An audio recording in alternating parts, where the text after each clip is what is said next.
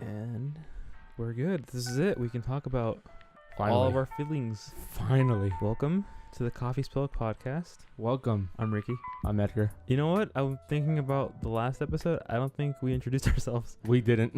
I was just so excited to just talk about the movie. Yeah, this is gonna be like therapy. Just let it all out. So fair warning, this is a spoiler discussion about Endgame. Spoiler galore. So we're going to be talking about spoilers. If you have not seen the movie and want to avoid spoilers, we recommend either listening to our spoiler-free episode that we'll be releasing alongside with this one, or just fuck off and don't listen to this. If you don't care about spoilers, then yeah, just feel free to listen to this. I'm kidding. I didn't mean fuck off. Please come back. I love you. So yeah, final warning. Final warning. Again, Spoilers ahead in 3, 2, 1. I hate that Thor's fat. Oh my god. I've been wanting to address that since we left the theater. I've been wanting to address that. And what the fuck?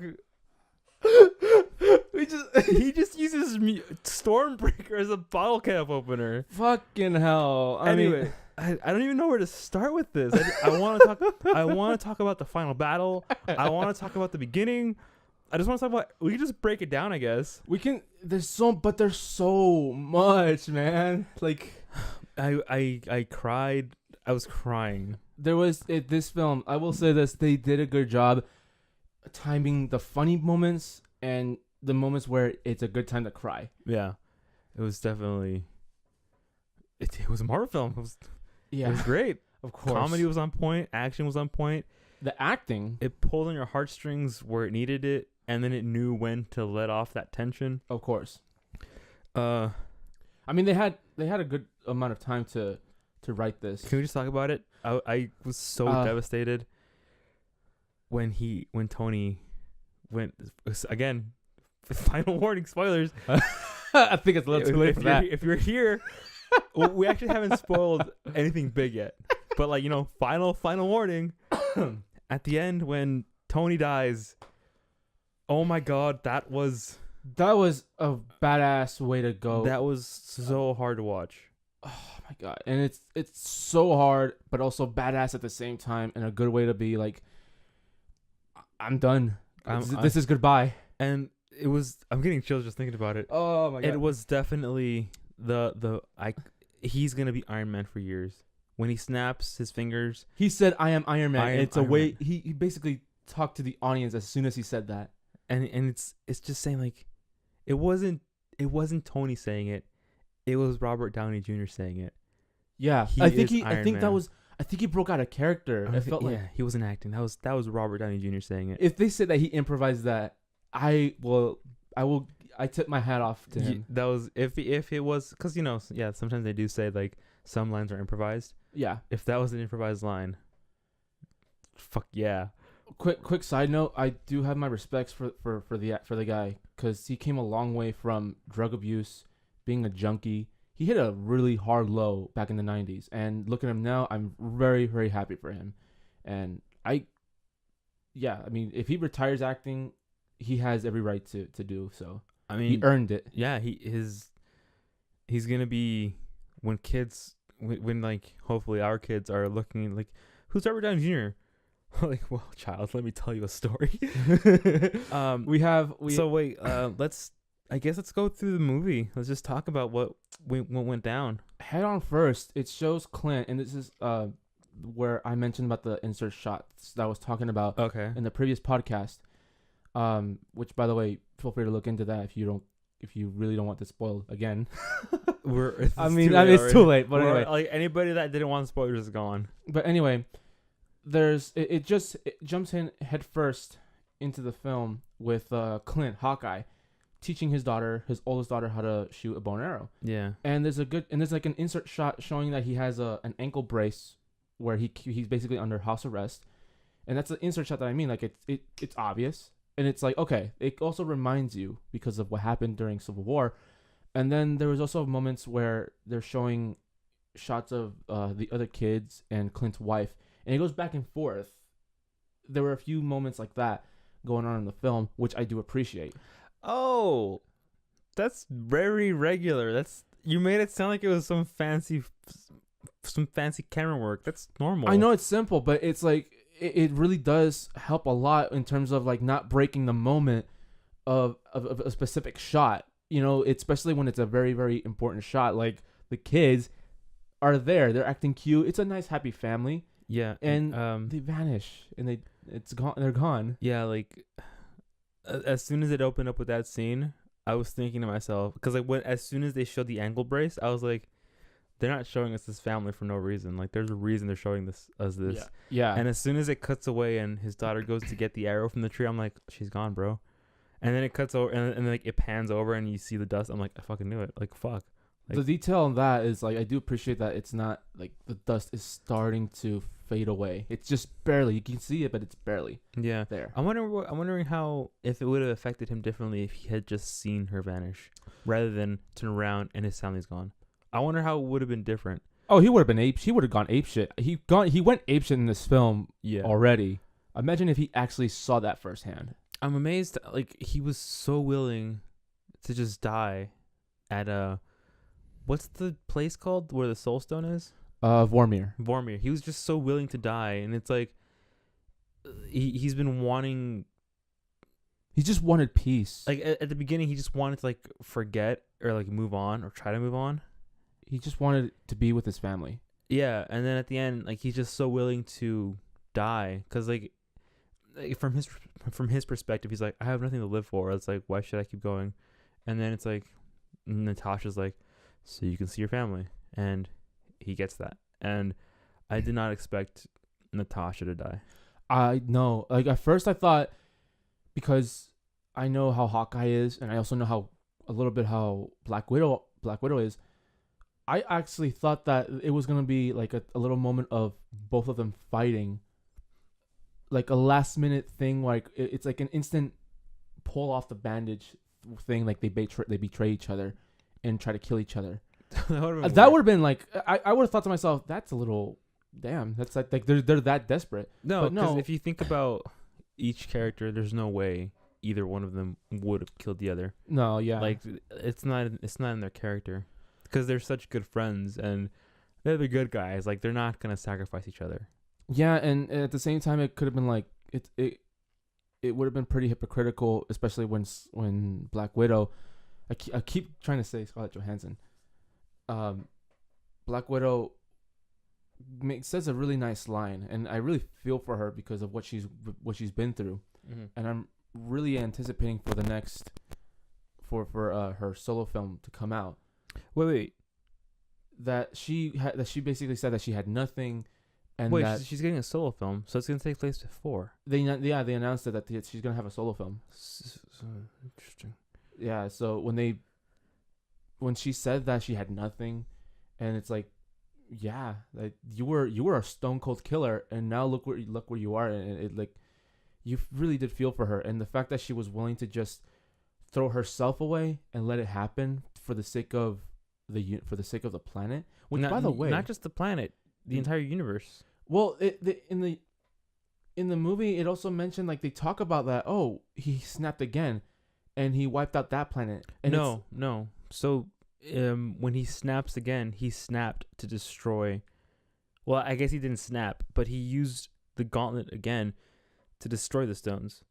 So when Rocket's explaining like that there was a cosmic that effect. the Earth was like the center of this huge energy wave, like the huge cosmic wave. Yeah, and then they cut like on the hologram thing when they cut to show the other planet having it. That when that ripple is Thanos using the stones to destroy themselves. That's what that was. Oh, okay. Because in the dialogue, they thought in the film they were establishing it because they thought that he wiped out half of that planet now. No. So that's what I thought. So in Infinity War, when he snapped to destroy half of the universe. Yeah. That's so it wasn't just an Earth or it wasn't just an Earth thing. It was a universal thing that he did. Yeah. The The time traveling adventure. I did not expect this to be a fucking laugh fest. It was really fun to watch. And and as like we mentioned earlier, how much we're happy about how Robert Downey Jr. played Iron Man and he's always gonna be Iron Man. But I highly disagree. That is America's ass right there. That is a good looking ass. Okay. Chris Evans did plenty of squats. that was really fun to watch. Past Captain fight like modern Captain. Oh my gosh, those moments. I'm wondering why past Captain was able to kick new Cap. Wait, no, yeah, past was able to kick present day Captain's ass. Because it's like, shouldn't the modern day Captain America have more experience? and the past Captain America was tired from the previous battle. How come he was able to like beat the new one or the old one? Wait, who am I talking about? Because modern day. Because he represents America, and America never gets tired. But they both represent. That was that was blindly patriotic. I could do this all day. Yeah, I know. Yeah, I know. Yeah, I know. Dude, I was actually expecting him to say that after the shield broke. When, when freaking Thanos was beating him to a pulp, I was expecting him to say, "I could do this all day." I think that would have been too predictable. But I wanted him to say that. I did kind of want him to say it. But of all the MCU films, the Captain America films, I besides the Spider-Man film, I think those are my number one favorite, all of my favorites, out of the other MCU films. So when I saw him get into the elevator with the same exact characters that were in Winter Soldier, and he gets in the elevator, and I immediately clicked. Winter Soldier. Before we get started, does anyone want to get out? Yeah. It immediately clicked, and I was like, they're gonna throw down. My favorite Easter egg from that though was Hail Hydra. As soon as he said that, I was like, oh. I was like, I thought they were gonna throw down. That was so fucking clever though on his part. Yeah, like it's so unfair having like these future people come back to your timeline because it's like they can just exploit all these things. Yeah. And real quick, so when Tony and Scott are trying to get the Tesseract, mm-hmm. and Loki just pieces out, I was thinking about it, and you know how the Sorcerer Supreme before Doctor Strange, the bald lady, oh yeah, I forgot her name, when she or the ancient one, is what her name is. Okay, that's like her title. But when she's explaining to Bruce how time works and how it does like ripple effects or like it splits timelines. Yeah. So in that timeline, they lost Loki. So there's a whole other timeline now where Loki still has the Tesseract and Loki got away. Yeah, like they made references from different time travel films, especially including Back to the Future. And the best one that they mentioned was that if you alternate your future or you alternate your past, it will create an alternate present and future. Yeah. And your present and your future that was already set for you to live through, it's still there. You just need to figure out how to get there. And it's interesting how they kind of like established that and hinted that, and they could do something about that in the future. Yeah. But still overall, Loki's technically officially dead. No. Technically. Well, in the present time, in the actual timeline. But like Loki is not dead anymore in the other timeline. So maybe we'll see some more Tom. They did mention they're gonna make a TV show about him. Really? About the show. I don't want to get into that because I heard something about it that I really want to rant about, and this is not the right podcast to talk about right now. Okay. What else? I thought I was really expecting at the beginning when Tony gets back to Earth, to have some moment of like when they make up, like Tony and Steve, but it was just like everybo's frustrated that they lost, and Tony especially. Even after almost dying. Inches away from death and so malnourished, and he almost died twice. He almost died once to Thanos. Well, actually 3 times. He almost died once to a moon. Oh my god. Died almost to Thanos, and then he almost died of actual starvation in space. Which is like, okay, a freaking moon almost killed him. And I was thinking to myself, okay, you were able to take on a moon, and you were then also able to take a blade to the stomach by a mad titan. If he dies the most insignificant way, I will get pissed. And he did the snap. And that was like, okay, he didn't die from getting a rock to the head. Yeah, okay, it was good. It was like a. Okay, it was a good end for him. It was a good end. I liked it. I mean, I didn't like that he died, but I liked how they did it. Yeah, I was like, it's like you wish he would still be there. It was such a badass way too. It was like he just like came up to Thanos and was like, "Fight me, motherfucker!" Yeah, he's and like, then he steals the stones, and it's like, I am vengeance. Yeah, and like you see, like he saw Doctor Strange, like out of all the millions of scenarios that he saw that one moment, and it's like, okay, he knew this would happen. Doctor Strange officially really knew. That's why he wanted him to live. Also, so thinking about that and thinking back to that scene in Infinity War when he tells him when Tony asks how many we win, he looks at Tony and he says 1. And he gave him this look like you're gonna die. Yeah, this look of like, I can't tell him. I can't tell him because it won't happen. I guess that's the rule. And I guess if he had told him, he's like, yeah, you're gonna die if you die in the scenario. It would also made him think irrationally. Tony. Yeah, it would have made him feel like, okay, if I have to die, then I'll die. Like, yeah, but it's just so complicated. It's like there's so many theories, like what would have happened. I love you 3000. So cute. He actually settles down. He actually has a kid, and I'm like, that's good. Now I kind of wish like there was 14 million other movies that we can watch just to see the other scenarios. like I know they lose. I just want to see them. Yeah, and I kind of called it when on the predictions that I said that there's gonna be, like, there was already tension, but I called it that there was gonna be tension within the team itself. Oh yeah. To argue, and I was like, yeah, like I knew this was gonna happen because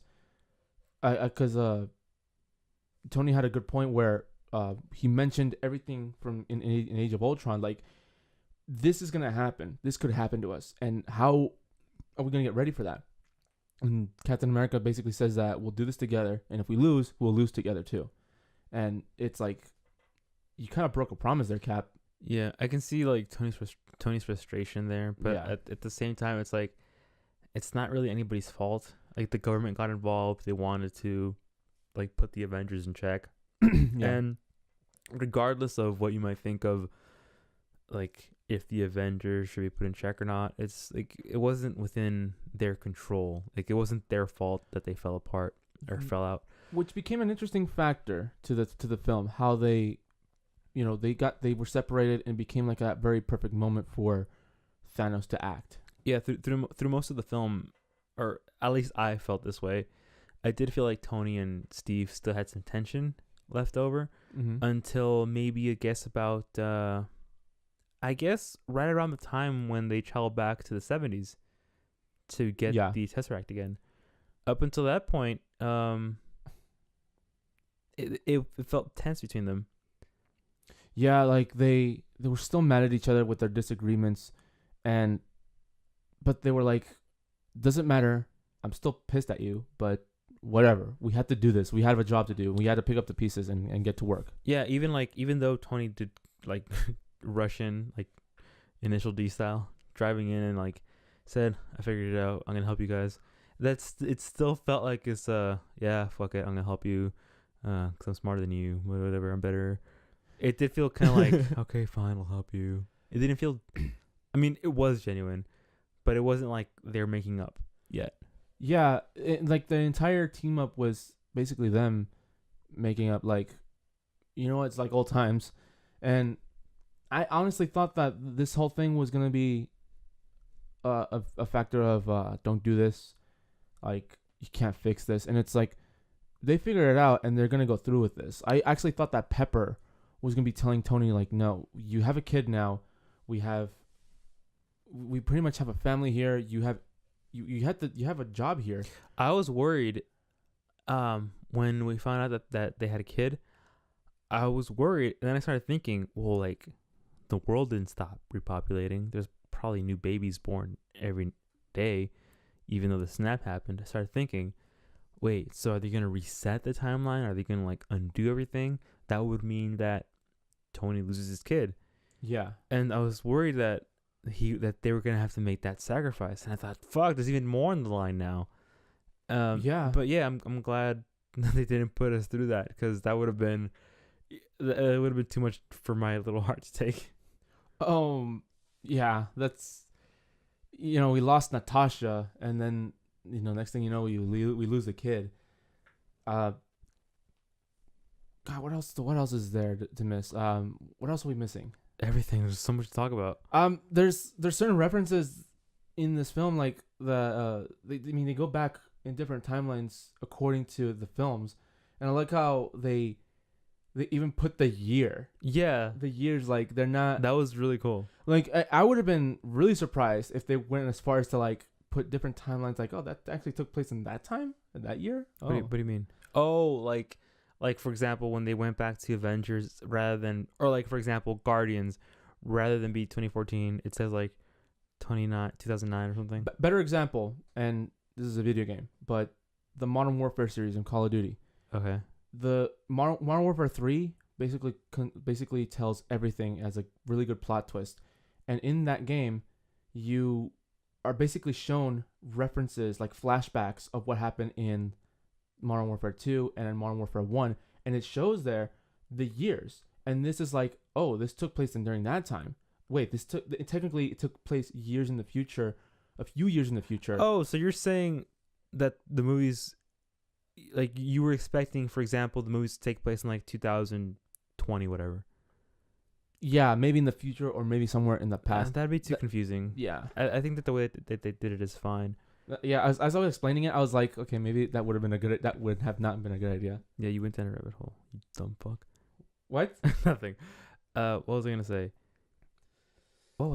Oh, like a week or like a week and a half before Endgame came out, I remember seeing a YouTube, like the YouTube trailer version thing, like basically recapping all the movies and like their release dates, and watching the Avengers going through those timelines was amazing, because it was like you're being basically retold the some key points. It's a form of fan service that makes sense. It was fan service, but it didn't feel like, hey, remember this? It felt like, oh, I mean, it did, like, for example, when Star-Lord's dancing in at the beginning, and it cuts out when it's, you see what the fuck's her name? Nebula. You see Nebula and War Machine, like, really? That's the guy? and like you see Peter just singing like with no music. That was really funny. Yeah. I really liked that detail. There was that good moment where Tony had this heart-to-heart moment with Howard, with his father, and it was like that kind of moment where you have that final chance. Your dad's dead, and you have that moment, and you kind of low-key gave it to him. You had that heart-to-heart moment with him where you might never have it ever again. That was really sweet, especially because he didn't get to say goodbye to his dad. Because in Civil War, we learned that they were leaving that night, and he never saw them again. Yeah, like at first I thought that happened, and it's like, okay, you said I love you. Okay, at least you said that. And we find out, oh, that's what I would have done. Oh yeah, then it turns out it was a simulation. Yeah, it was definitely like good closure for Tony, especially. Yeah. To Captain America, this actually presented more arc for him, especially in that same scene. And it goes back to what I said in my prediction. It was gonna be more Captain America film. Yeah, it was between him and also a little bit of Hawkeye. Like you kind of get attached more to Hawkeye, which, by the way, is ruthless in this film as the Ronin samurai. Yeah, that was, and I get his. I think I got his motivation. It was like, so Thanos wiped out half, but why is it fair that he wiped out like good people? Like, why didn't he wipe out evil? Yeah. And I can kind of see like his thinking. It's like, well, it's not fair that half of these like mafia guys or cartels still survive. I'm gonna go wipe them out. And I can get behind the idea, but like, and like the intention, Yeah. but like, fuck, dude. You did. Yeah. It's like you're doing that as if it's not fair. You guys don't deserve to be here while these guys are gone. Oh, and one more thing. What? Sorry, finish your thought. And he went as like, I'm gonna finish the job, and he kind of did that as to take out rage. Yeah. To go with it. So real quick, you know how when they address it, how countries are like in pieces because like obviously like politicians probably got disappeared. Oh yeah. Like yeah. people like in really important positions got wiped. When they came back, I'm wondering how they sorted that out. Cause like the people that came back, cause like Peter says like one moment I disappeared and I felt like I was disappearing, and then the next moment I was back, and then the Doctor Strange guy brought us here. So to them, from their perspective, it was just a couple of seconds that they were gone. Yeah. So when they came back, they were probably like, "What? It's been 5 years. I'm not a politician anymore. What?" Yeah, that's what I was thinking. So Like, I'm wondering how they solve that. it's exactly like, and I keep using examples, but Samurai Jack, he gets thrown into the future in the last season, and then he's immediately back with a lady friend, and he finally ends it with Aku. Okay, spoilers. Finishing the job. The show's been out. Yeah. And it's like that kind of makes sense. To Aku, it was like a few seconds. And yeah, like you're back already? Yeah. I did like that detail though. My voice cracked. No, I didn't. Where it's like when they go back in time, it's just a few seconds to everybody else, and it does make sense. Yeah, I mean it's which was a good like wait, what the fuck, when Bruce is trying to bring him back, and then you mean Dr. Hulk? No, yeah, Wait, is that him? Yeah, apparently in the comics that's what he goes for, because yeah, he managed to control it. I know he's a character, but I forgot what he was. Say when Dr. Hulk, but Bruce, when that guy, when he tries to bring him back, and they look over and it's old Steve, I'm like, my heart. Oh my god, yes. Like he chose to be happy. Yeah, I was like I was thinking to myself, yeah, he's gonna come back. He's gonna come back, and I thought, oh, so Chris Evans is still gonna be Captain America, or he's gonna be like a low key Easter egg. Like he's still gonna be there. He's not gonna be in action. Yeah. But then no, it's like, oh, he had that opportunity. He did the job, and it's like, you know what? I deserve this. And what a great way to like write him out. Like he didn't have to die. Yeah, like he's gonna die peacefully, and I'm like, wow, this is. He was so happy. He's so happy. I was fully expecting him to come back with Tony. I was fully expecting him to like rip Tony out of the timeline that he was in, like just before he died, and they had their own Tony. Yeah, but at the same time, they also mentioned the paradox thing, the negative effects that would happen if you take one simple thing off from the timeline. Well, no, because remember, it goes back to the thing that I was saying. It wouldn't affect their timeline. It would create an alternate timeline. Oh, right. So that makes sense. Yeah. But like with that in mind, so Tony and Scott basically helped create a separate timeline because Loki got away. But what about when Thor took Mjolnir from their timeline? That Thor's screwed. Yeah, what's that Thor gonna do? Yeah, and instead he's gonna be like, I guess I'm gonna go make Stormbreaker. Yeah, and he hands it off to freaking Captain America. Fuck, which was an amazing moment. Oh my, yeah, that was Jesus Christ. That pretty much like it set it up completely. That became the cherry on top for any big Marvel fan out there. Like as soon as he got it, like they set that up in Age of Ultron when the hammer just kind of like nudged a little bit, and the hammer was like, I'm thinking about it. And then Thor looked at it and he's like, interesting.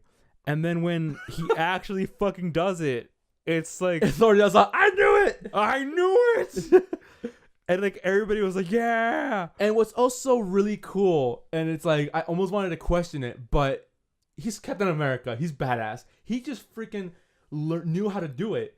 he had the hammer, he had the freaking shield, and he's fighting Thanos and giving it all he's got. He was fucking owning him. He was on it, and he just started beating him and hitting him, and used the freaking whatever kinetic energy was in the shield and hits it, and was able to combat against Thanos for a good while. He was holding his own. Yeah, that was such an amazing moment to watch. That was incredible. When I was watching it, I could not believe what I was seeing. I was like, "Oh my fucking gosh!" I did not get excited like that since Batman v Superman. Like, since Batman was fighting those goons in the warehouse trying to save Martha. Yeah, but this took it up to like 11. This one took it up a notch. I can't. I wanted to pee myself. I was just so excited watching that, and like the choreo, like he was just fucking destroying Thanos up until like Thanos like was like, all right, fuck what? Yeah, and freaking Captain America, like so much freaking tension was going on, and it's like, I am gonna freaking get you, motherfucker. And he went for it. Like, as soon as he had the hammer, he was like, I'm gonna beat the living hell out of you. You think you're purple now?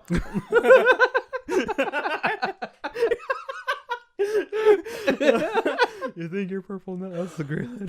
Yeah. I also have to mention this. I also did like how in the film they killed Thanos off twice in this film. And it kind of like shows like it kind of presents a good low-key message in this film, and where everything's gone, and yes, they're Avengers. So they basically they lived up to their name for a good moment. They went to that planet where Thanos is on, and freaking Thor just straight up decapitates him, which was fucking brutal. I was like, he's mad. He was like angry.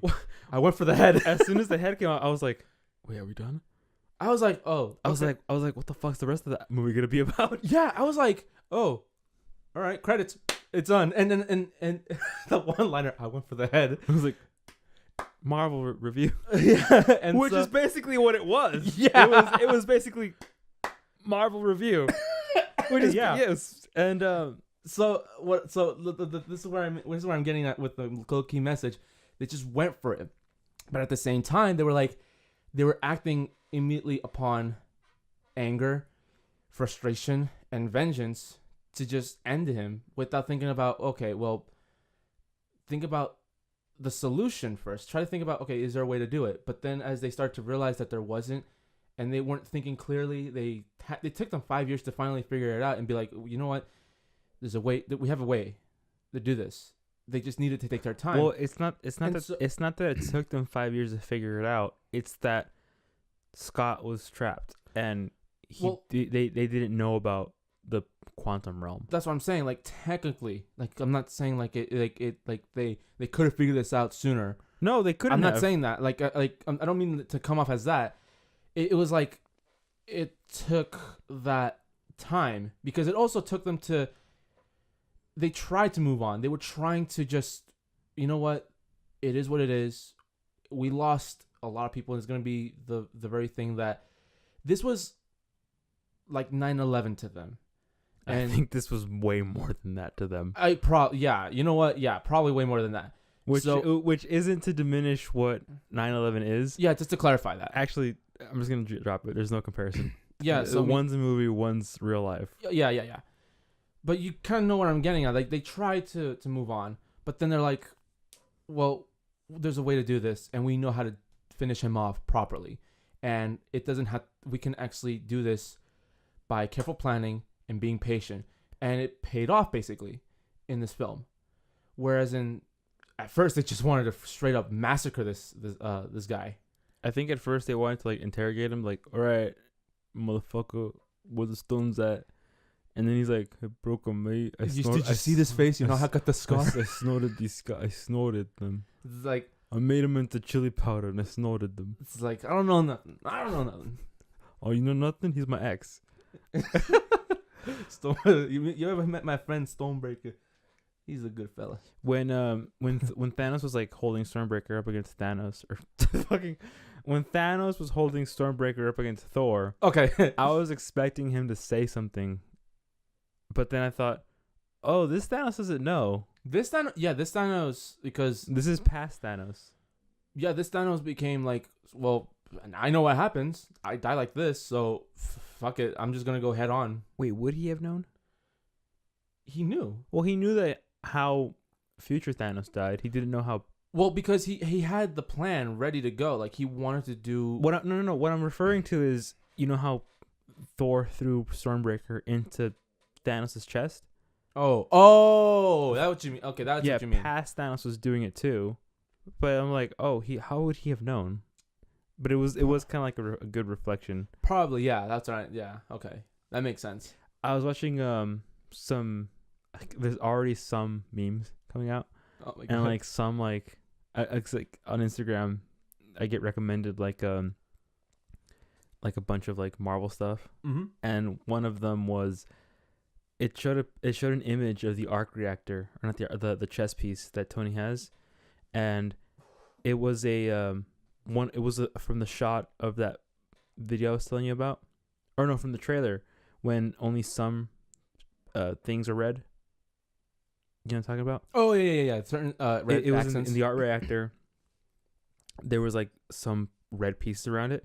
Somebody screenshot that, and then they showed the screenshot of when they're all standing over the time machine thing, and they all have the red suits, like the red gloves, and they put their fists out. Yeah, it's like it mirrors that, and I was like, oh, that's kind of cute. Yeah, that's what I heard. Like I saw that picture where, yeah, like you mentioned, like, oh, that's a good reference, and it was like, I think they kind of low key did this to honor Robert Downey Jr.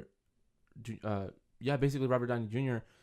as Iron Man, or just honor like the beginning of the MCU in general with Iron Man. Exactly. I mean, they even put his on Iron Man's funeral. They even put Pepper's gift on the lake with his bouquet. I fucking died inside when I saw that. Oh my god! Yeah, like I was like, especially because Tony didn't even want to try to help when Steve came to him with this idea of like, we have pimp particles, we can do this, and it's like, yeah, this is proof that he has a heart and he did care. Yeah, like it was like there were certain moments in this film where it's like, what would have happened if this didn't happen, if this specific moment didn't occur? Like, which moment? Well, like Tony, he's smart, but he chose not. Which moment?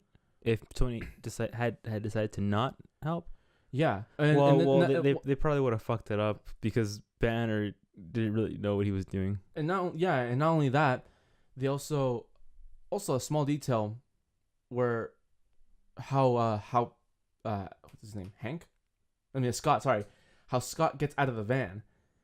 It was all because of a rat. Oh yeah. Like, I'm like, what would have happened if that rat wasn't there? Yeah, like how long would he have been in there? It would have been years. Or like if like somebody had come along, like, all right, we found out that Scott Lang, or wait, Scott? Yeah, okay, I'm thinking about Hank. Yeah. Hank Pym. Or it's like, okay, this guy, because in the storage, he was like in the storage place. Yeah. It would have been like, what, like, all right, this guy has been dead for years. Let's just clear his stuff out and send it to the junk. If they had just like destroyed that. Oh my god, yeah. Hank or Scott would have just been trapped forever. He would have never gotten out. Nobody would have figured it out, and that's where the movie ends. Yeah, it's those initial little moments where it's like this. A freaking rat. A freaking rat saved the universe. A motherfucking rat kind of like triggered the very thing to put the pieces together, which is kind of annoying to think about. It's kind of annoying. I'm pretty sure people are like, if you're mad at Peter Quill now for what he did in Infinity War, imagine the freaking rat. But like, you saw Ant-Man and the Wasp, right? Who? Ant-Man and the Wasp. You saw the movie? Yeah, you, me, and I think our mom. I think our mom went with us. Were you with me? Yeah, it was 3 of us. I don't remember you there. You, me, and mom. I don't remember who I saw that movie with. Anyway, I'm confused about one detail. Sure. In Ant-Man and the Wasp, when Hank goes to grab his wife from the quantum realm, she aged basically along with him. Like when they come out, she's about the age that you'd expect her to be. She's aged. Oh wait, by the way, where was she? Who? Hank's wife? Yeah, in Endgame. I guess she just wasn't there. Maybe. Maybe she just. I guess she's too old to fight. But anyway, so she aged up along with Hank, and like they match age. I know where you're going with this. So, how come Scott didn't age? He said, "Oh yeah, in the quantum realm, it's 5 years for me, or it's it was 5 hours for me." Yeah. So how come? So shouldn't like, Hank's wife be like younger? That's a good point. Like she would have aged a little bit, but she would have been. I mean, at the same time, I mean, it was pretty stressful to survive in there. So That doesn't mean she ages though. I mean, yeah. I mean, she would age. If 5 hours, I mean, if 5 years is 5 hours, so that means 1 year is an hour. Just calculate that. How many years has it been in Ant-Man until she came out? I don't remember. If it would have been that many years, then just count that to hours, and then it would have been like, okay, there could have been this amount of years. Listen, they came in here to listen to the Endgame discussion, not to do math. We need more mathematicians. What else? There's just so much to this movie. Favorite part was when, I guess my favorite part was when Captain America was kicking Thanos' ass with a fucking hammer. I can't get over that. That was amazing. Oh my god. I was expecting like Tony to come in with like even heavier artillery in his suit. You weren't? I was. Oh. And I guess he was. I was really cool when Thor's like, or when Tony's like, Thor, give it to me. And Thor's like, all right. And both hammers. Yeah, like it was like he designed the suit to work with the team. And it's like, oh, that makes sense because he knows the team well and he knows what they do. Especially because he thought, oh, Thor hit me with lightning once. That was kind of cool. Let's weaponize that. Oh, yeah. I got really gaily. I don't know why I say gaily. Gaily. I screamed like a little girl in the theater as soon as I saw Spidey. Oh yeah, I was gonna tell you to shut up, but then I was like, nah, fuck it. Let me have this moment. That was amazing, and it's like, like thinking about Far From Home, like we knew he was gonna come back. We knew he was gonna come back somehow. Yeah, and I knew he was gonna come back. And like, but I was so engrossed in this movie, I wasn't thinking about that. You forget, right? So when they start coming back from Titan and you see Drax, Groot, or not Groot, Drax, Mantis, and Peter, and I'm like, oh, they're here. And then you see the web, and you're like, ah! Oh my gosh, and I felt bad. I mean, there were some other people clapping and cheering, but I was the loudest as soon as Spider-Man came out, and I feel bad. I will admit I do feel bad, and I hate being that guy that ruins the film in terms of making annoying sounds and stuff like that. But honestly, I mean, it was a really, really satisfying moment. I mean, we didn't see it like in a packed theater. There was enough people there. Like, I enjoyed watching it with the group that we did. So, like, people cheered, people reacted at the right times. People had the appropriate reactions. There was a girl behind us crying, her eyes out. Dude, these people, before we saw the film, people were crying like a close friend or a close relative died. Yeah, we showed up and we sat outside, and like the group before us, when they were walking out, I saw this girl crying. The eyes were bloodshot red. And I was like, what the fuck? What just happened? Like, did your dog die or something? I was like, what happened in there? And I was really worried. I was like, what the fuck? Because I kept hearing that it was like people were walking out of this movie crying, and I was like, why? What is happening? Yeah, a cousin told me that, and I was like thinking to myself, what is going on? Like, what am I expecting here? The end of the battle, I felt I get that it's hard because there's so many characters and there's so many lovable moments and people that you want to see. They did their best. They did their best giving every single, I guess, Avenger, because technically they're all Avengers. They did their best giving them all equal screen time. Yeah. And I felt like they did give them an appropriate amount of time. They gave Tony and Peter a good heart-to-heart. They gave Peter and Gamora a good moment. Quill. Let's As- be Quill as in Peter Quill. Yeah, Peter Quill. It was as dumb as it was. Yeah. Like kicked him in the balls, and which I didn't think about. It sets up Volume 3. Yeah, like I was watching it and I'm like, again, I don't like that Thor let himself go, and I hope that they fix that. And Thor, he's gonna be in Guardians of the Galaxy 3, Which is weird to think about. Yeah, he's no longer a king of Asgard. He's still the god of thunder because He's an Asgard of the Galaxy. an Asgardian of the galaxy, and at this point, it's like, So is he the Guardian of Thunder now? no, Okay. I would still say he's still the god of thunder because I mean he's still worthy. I like how he just gave Mjolnir to. Wait, what happened to Mjolnir? Captain America took it. Well, we didn't see him with it again. I think he just left it with him, He just left it in the past. or maybe he may have went back at some point in time and gave it to like, hey, I borrowed this. Here you go. Yeah, what if he did give? Oh, maybe he did. And he's like, oh yeah, I borrowed this, so here you go. Maybe he did just drop it off at.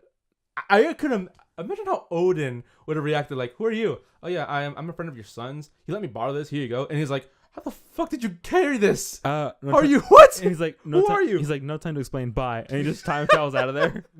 That would have been funny. The passing the torch moment when Sam Falcon, he sees Captain America, Steve, sitting on a bench, That was having a peaceful moment, look at the lake, and I love how it's still Chris Evans and they just CGI'd his face. Was it CGI? I thought it was makeup. It looked CGI, like it was kind of subtle. It was kind of easy to tell, but I couldn't really tell. think they kind of put some prosthetics on him, but like he was doing a pretty good job acting as an old man, and I was like it's a good way to pass the torch, and that was another thing, like back before Infinity War, they debating like, oh, Captain America's gonna die in this film, oh no, Iron Man's gonna die, and then they also thought, well, if Captain America dies, who's gonna be the next Captain America?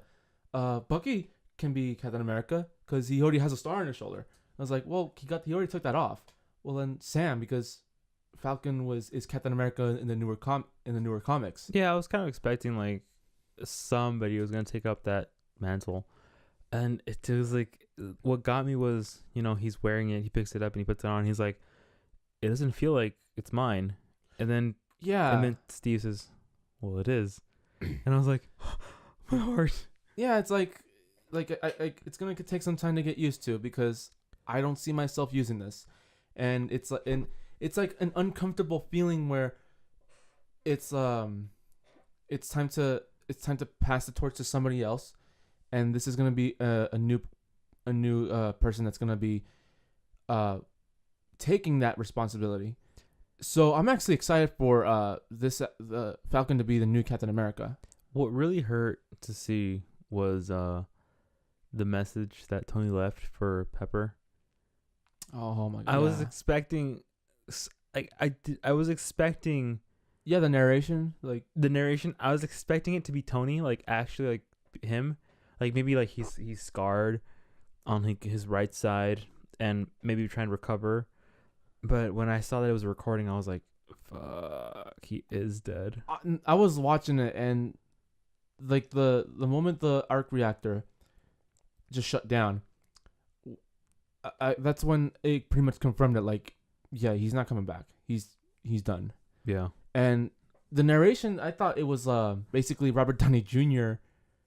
Out of character, just basically narrating the film throughout the moment, and it's him basically out of character, saying making a speech, and it's like, oh no, he's still Tony Stark. He's in there. Yeah, like the first half of the speech, it feels like it's addressed to the audience. Yeah. But then when it cuts to like it's the funeral, that's when you think this is for them. But like the first half, it was for the audience. Besides Pepper, and no character has felt the pain of loss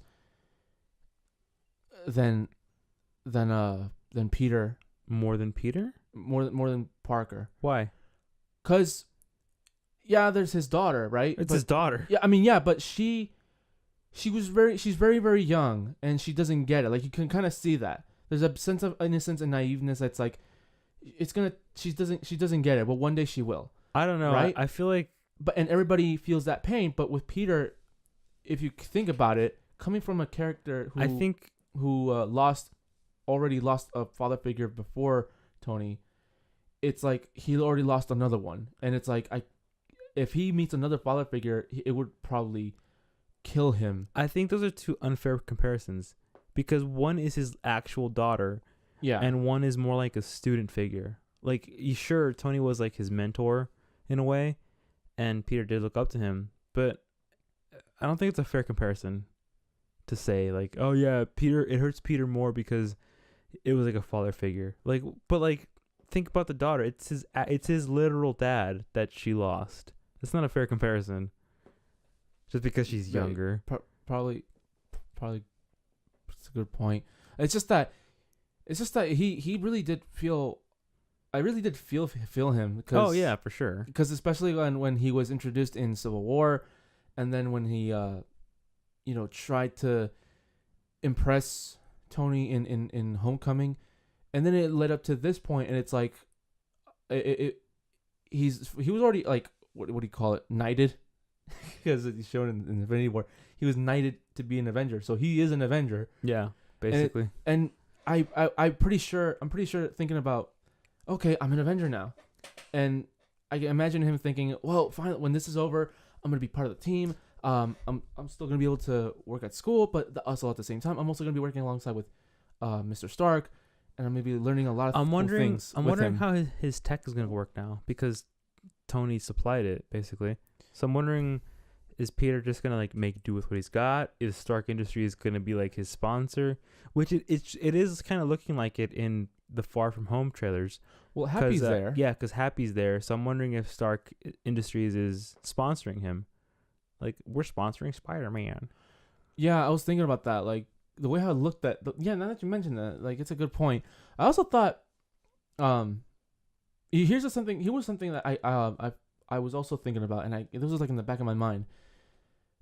I thought that T'Challa's sister, who's like one of the she's the head scientist of Wakanda. Yeah, and she's basically, like, just as much as a genius next to Tony Stark.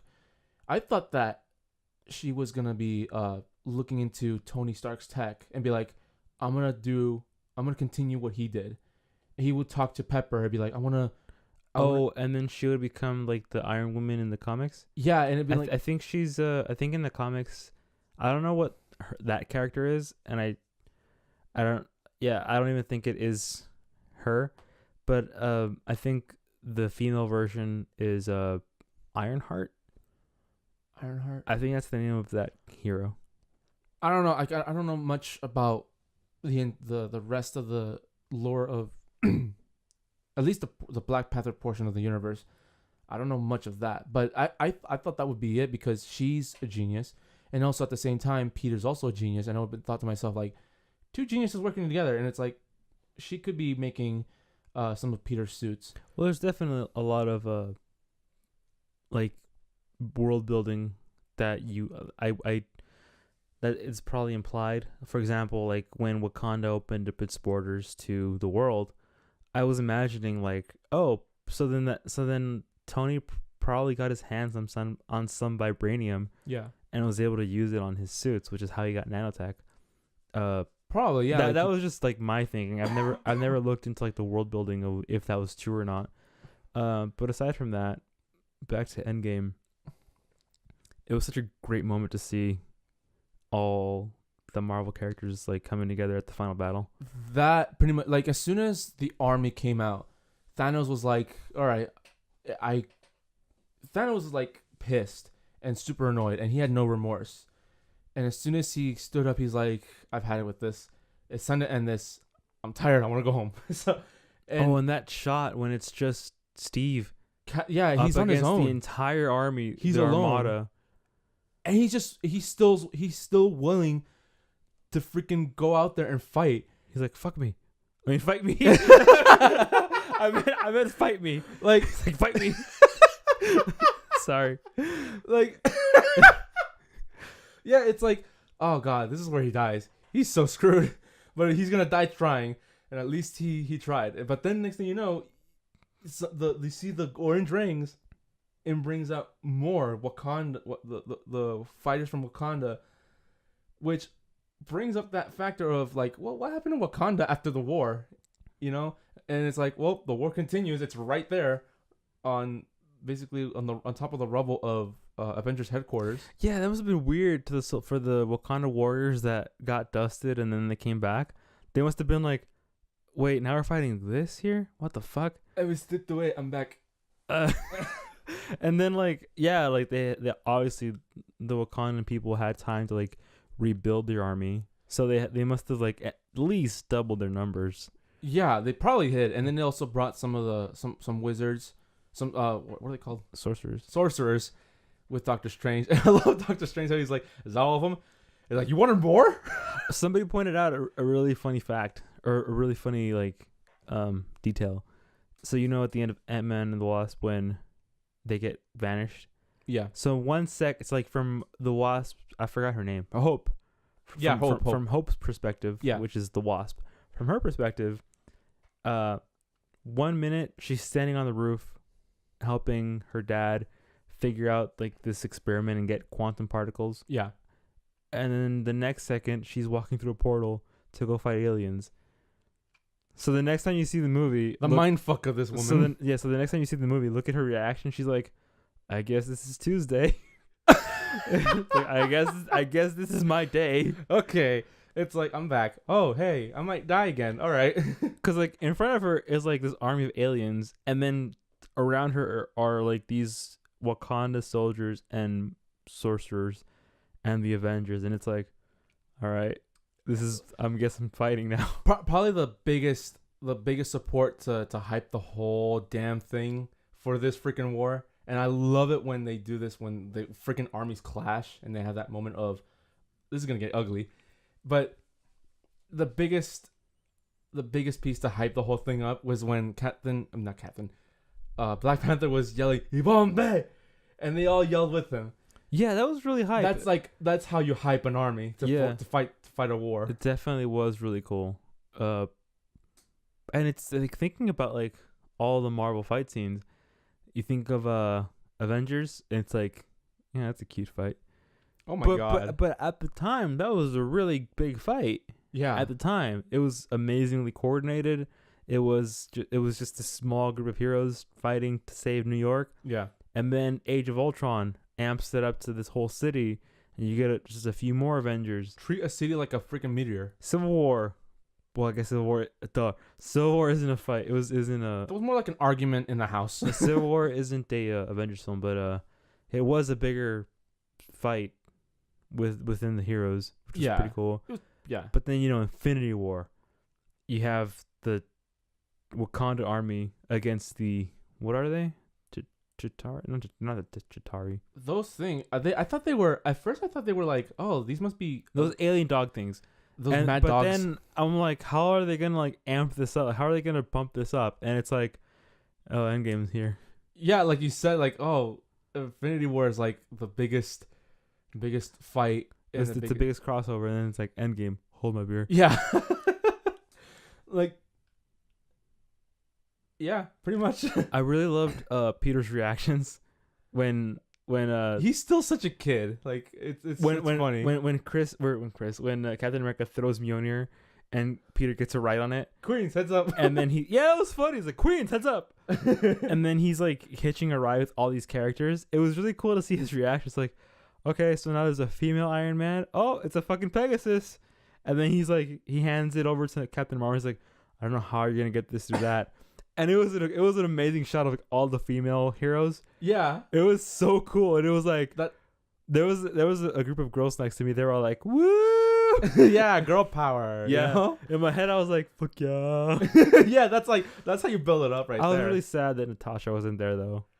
Natasha, she would have been like the support there. Oh, it would have been great to see her there. Oh my god, like, why did she have to do it? I was really scared. That Captain Marvel was gonna steal it. That she was gonna steal the entire movie. Honestly, yeah, I thought about that too. But the way how things were progressing, it's like it's now or never. Just do it. Yeah, when they brought her in at the appropriate times, it didn't feel like she stole the show. Yeah. If anything, I actually kind of wanted more of her, which is surprising because You didn't see Captain Marvel. I didn't. That's the interesting thing. But and yeah, like if you didn't see Captain Marvel, wait, I don't know how. Wait, if this is the spoiler one, you've already seen the movie. So, I guess that opinion doesn't matter. But yeah, I guess you didn't need to see Captain Marvel to see this movie. You mind if I explain it? Because I saw it. Well, I mean, if they're watching this, if they're listening to this, they already know Probably what yeah. the movie is, so it doesn't matter. Probably yeah. Like that's the thing. Like I saw Captain Marvel, and in my honest opinion, and I'm saying this as a fan of Marvel and in film, it was the weakest. It was palatable to an extent, but in my opinion, it was the weakest out of all the MCU films. Do you think it would have been better if it had been released in Phase 1? Probably before like, Avengers? I think now that you mentioned it, I believe yeah. Yeah. It could have been because it felt very Phase 1. It had that feel for it. I'm betting. And so as I was watching it, I was like, I don't feel very much for this character, and I wanted to get attached to her because I heard really cool things about her. But then in Endgame, this really made me like root for her. Like I was actually so happy that she was on there, and the moments that she appeared at the very good moment where it's like, oh, you lose. Sorry. It felt like, oh, it's they lost it right there. Like they lost hope. When the ship is like firing down at them, and then the cannons aim up, I'm like, oh fuck yeah! Like, I knew who it was, and then everybody on the Earth's like, what's it pointing at? And then she comes in. I'm like, yeah, yeah. I was like thinking to myself, oh, now they're just being assholes, and they're gonna point it at some town from miles away. Now they're just gonna freaking massacre a city. What? You thought that? That's what I thought. And then I also started thinking, oh, hey, there's Captain Marvel, and I was like, yes, now she's back. Now she's here to help. Well, I also found out of this picture because I saw a moment where it looked like Bucky was trying to provide cover for Peter for Spider-Man.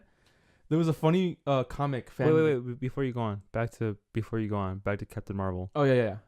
Cool haircut. Great fan service moment right there. All right, go back to your thing. She looks kind of good with that hair. But somebody made a fan comic where it's after the snap, and Peter wakes up, and it's basically like it kind of implies that it's in that universe where Gamora was as she was little, when she says, "What did it cost?" and Thanos answers, "Yeah, it's that." Like it implies that, and it's Bucky looking at Peter, and he's asking, "You all right, little buddy?" And Peter's like kind of, groggy. He's trying to wake up, and he looks at Bucky. You know how Bucky looks, and Bucky's looking at him, "You all right, little buddy?" And Spider-Man looks at him, and he's like, "Jesus." But I was thinking to myself like, but he had already seen him in Civil War. True. I was like, but I was like, if they say that line, I would be laughing. I was wondering if they were gonna do something like that, where the people that got snapped were in a different universe, like a separate timeline, also like a separate dimension, where like it's basically. I was wondering if they were gonna go with the route like the stones can't destroy, only create or something, because there's that theory of that you can't destroy matter, you can't destroy something. I forgot what it was. So I was wondering if they were gonna do that, where it's like, oh yeah, they can't actually destroy. So what the stones did was send them to a different universe. So I was wondering if like the other half was gonna try to like get back, but anyway, that was a dumb idea. It would have been weird. It would have been really weird. And it also kind of like kills it for some people. Like to me, it would have been like it's like a very good relieving saving grace where they're gone, they were dead, and now they're back. Because I know what you're coming from, and for a while I thought to myself, they came from that universe as they were gonna fight towards the end, as they were coming back. And I thought that, oh, they're coming back from another world, and it's like, oh no, they actually reset 5 years. I would have liked to see the animation for how they would have like brought them back. Like, would all the dust have just like, would particles around would have just like collected and created the people again? Because it would have been interesting to see how they came back, because we never see it. True, yeah. But when Hulk does do this, when Banner, the Hulk, Dr. Hulk. Dr. Hulk, when he actually does the snap, and you see the some birds and like the phone call, I thought, oh, so how are Peter, Drax, and Mantis gonna get back? I started thinking. You immediately hear, Oh, or like they come back. But I was thinking like, okay, so like everybody else is on Earth, but these three guys are up on Titan. How are they gonna get back? Oh, Doctor Strange. Yeah. Because then I thought, oh, Doctor Strange is with them. Yeah, pretty much. I mean, it's not like Goku was gonna be there. He's like, Kaioken. Kaioken. No, if Goku was there, he'd Kaioken the hell out of Thanos. Yeah, it wouldn't have been a fight. No no contest. So back to Captain Marvel. Sorry, we keep jumping back and forth, but that's just because like there's so much to talk about. Yeah, it's exciting. It's like, yeah, back to Captain Marvel. But when Captain Marvel was like there was a few things I was expecting was gonna happen when Captain Marvel's holding the gauntlet against Thanos. I was I was thinking she's gonna break his hand. I was thinking about she was gonna break his fingers. Yeah, I was thinking like she's gonna break that thing off. Like something's gonna break right now. She's gonna rip him off. Like, that's brutal, dude. Yeah, I guess that's all I was thinking. But then I like how she was overpowering him. Yeah. And then he grabs, I guess it was the Power Stone. It was the purple one. And he uses it to increase his strength, because the first time he punched her, she was like, nope. She was like, I could do this all day. Yeah, she was looking at him like, come on, you can do it harder. She was like, come on, I didn't even feel it. So then he gets the stone, he goes Kaioken, and then he punches her, and I'm like, ooh, fuck. Yeah, and you even see moments where he gets he gets terrified.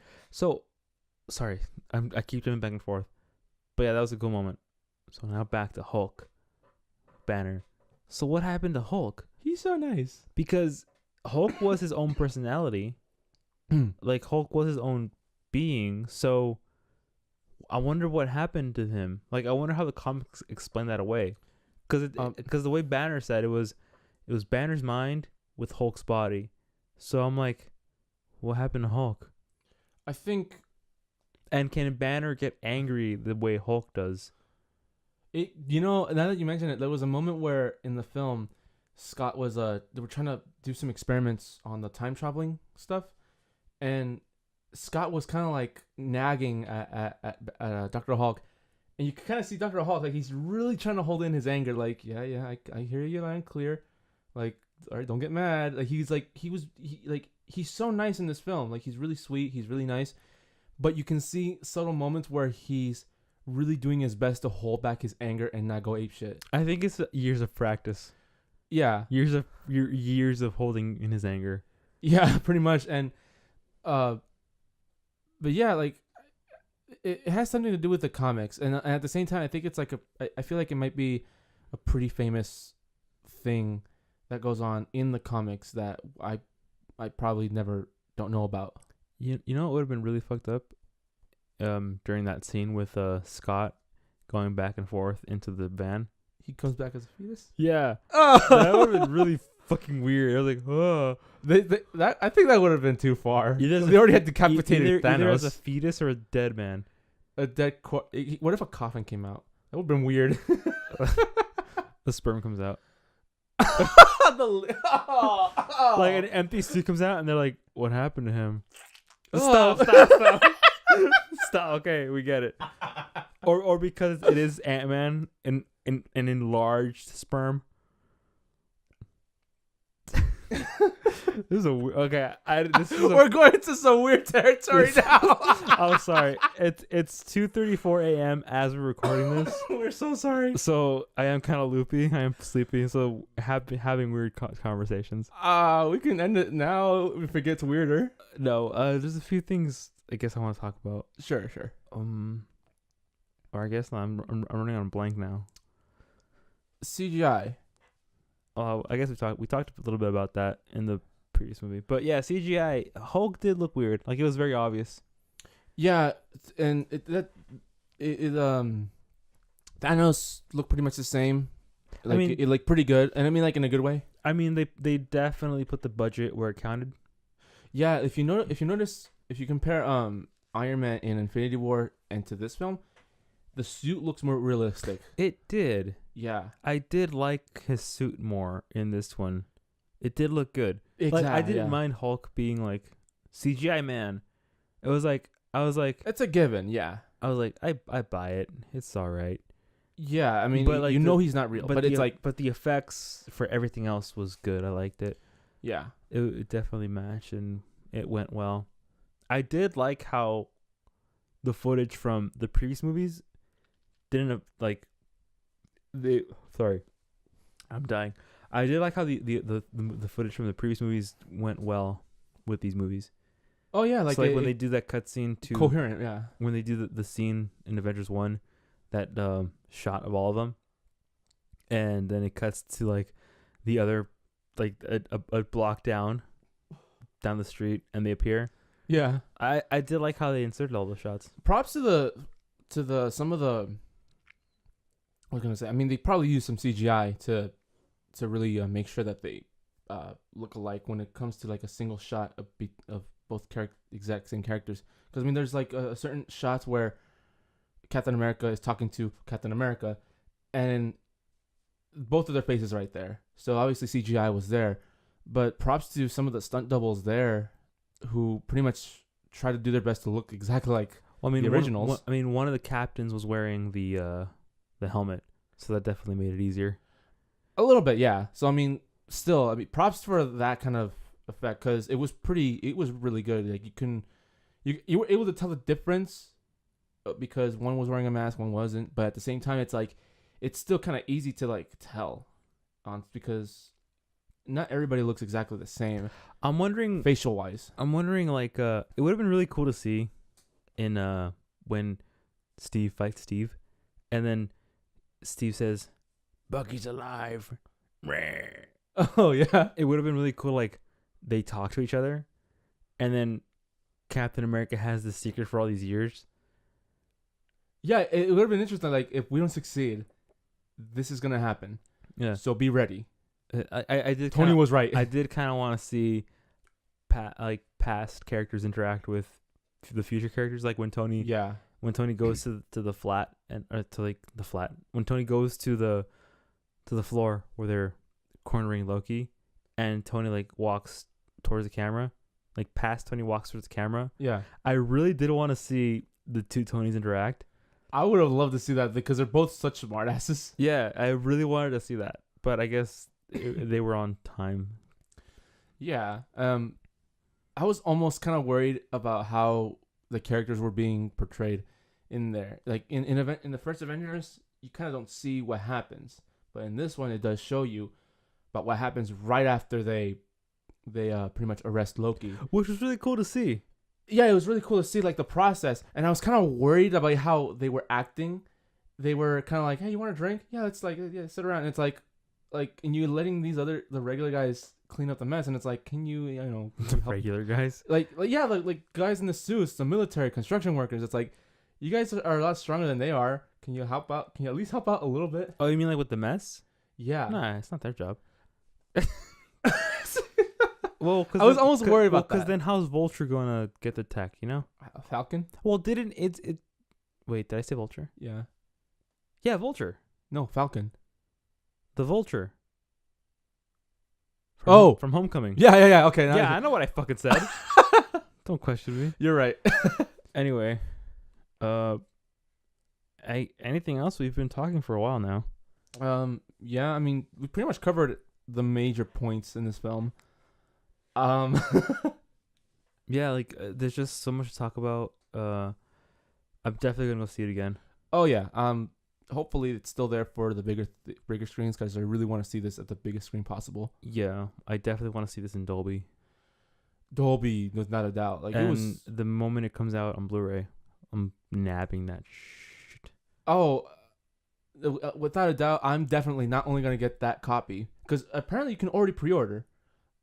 Apparently, that's a different topic for a different day. Apparently, you can already pre-order the movie, but once that movie comes out, not only am I getting that film, I'm just gonna go head first. I'm just gonna go for it and buy every single MCU movie along with it. Just do like a home party, like Marvel film. Marvel party. Yeah, and also have a collection, God, that would take so long to get to them all. To do like because I've heard of like Lord of the Rings parties, Harry Potter parties, Yeah. even Twilight parties. Getting through all the Marvel films would be a to do. Add that to your collection because there's the Harry Potters like you mentioned, and you have all that collection to go with it. I think at the minimum I'd get all You're the I'd get all the Avengers. At the minimum. Minimum maybe, but we have a few of the Marvel films, but not all of them. I'm still willing to, yeah, maybe I might get second copies just so that way to go along with the art because there's that art style that they added where it's the character and it's silver in the back. Yeah. Yeah, I might get those just to add to it. Or just I don't know. But Who knows? Yeah, I know you haven't seen Dark World, but no. But I mean, I heard it wasn't that worth watching. It's not that anyway. And just watch it once, just so you can see you watched it, and just so you can like understand kind of what went down, why Thor went down back to that timeline. Yes, but what's the point?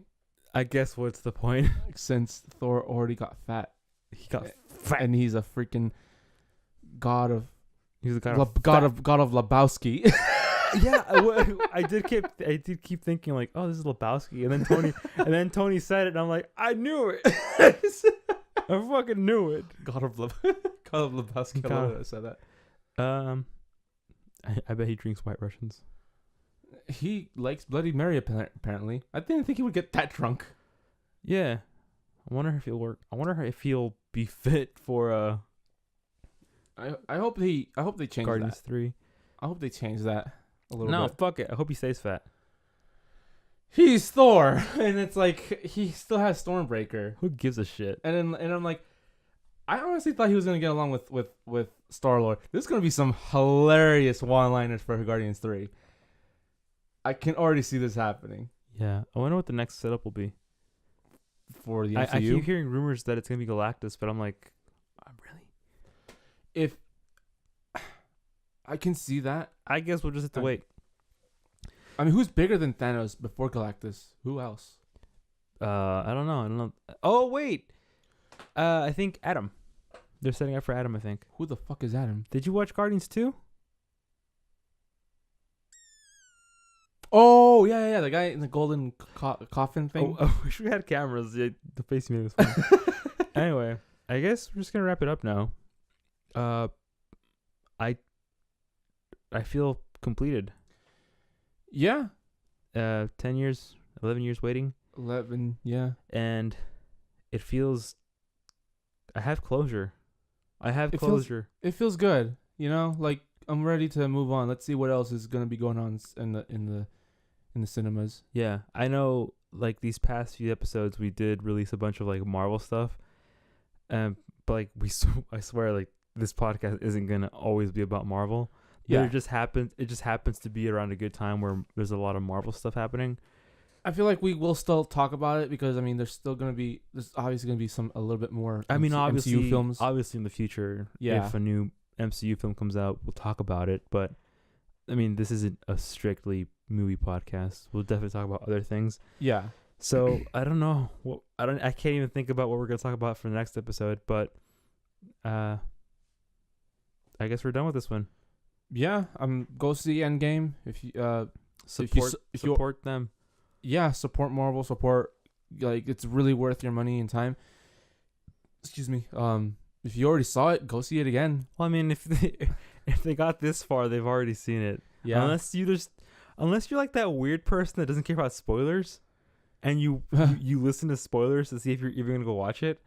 Which I'm like, if you did that, comment down below in the YouTube section. Yeah, I like to know I like to meet you one day. If you're that person that listens to spoilers, like what are you doing? Yeah, because I mean, I even was able to help. I'm not gonna say it because I'm pretty sure they're gonna spoil that movie. Which movie? I'm not gonna say it. Star Wars? Yeah, that's another conversation. As soon as I saw that trailer for The Rise of Skywalker, that's a conversation for you and somebody else. Because I'm not into Star Wars. I am like pissed and also excited at the same time. I'm like, okay, this is a conversation. This is a conversation for somebody else because I don't give two rat's ass about it. Maybe a little bit. Because you're a Star Trek fanboy. I don't even watch Star Trek. What the fuck are you talking about? Anyway, anything else? Love you 3000. I love you 3000.